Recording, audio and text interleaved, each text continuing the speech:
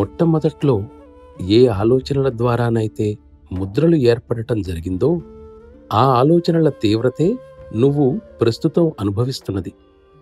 ఈ విషం ఎంత త్వరగా తొలగింపబడితే అంత త్వరగా మోక్ష మార్గం దగ్గరవుతుంది.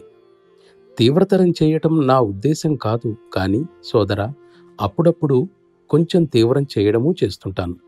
అలాగే ప్రశాంతత యొక్క మోతాదు కూడా ఇస్తుంటాను. తద్వారా అభ్యాసి సాధన విడిచిపెట్టకుండా, దీనివల్ల కలిగే లాభాలకు దూరం అవ్వకుండా ఉంటాడు. ఉపరితలానికి వచ్చిన దాన్ని నిర్మలీకరణ చేసే వరకు ఆ తీవ్రతను తగ్గించాలన్న ఉద్దేశం నాకు ఉండదు.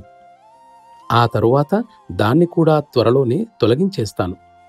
సాధారణంగా ముద్రల వల్ల కలిగే బాధ ఉన్నంతగా ఈ బాధ ఉండదు.